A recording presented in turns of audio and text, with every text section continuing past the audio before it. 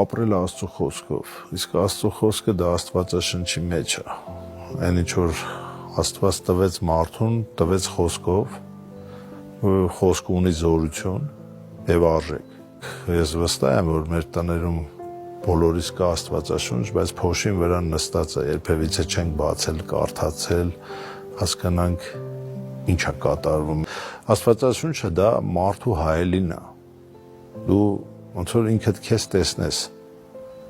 դու տեսնում ես դու ով ես, դու արդեն հասկանում ես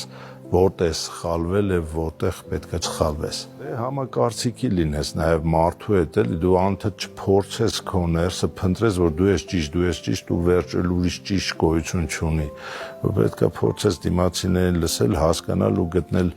ոսկե միջինը ու այդ դեպքում իմ կարծիքով նոր կգա այդ համախմբումը,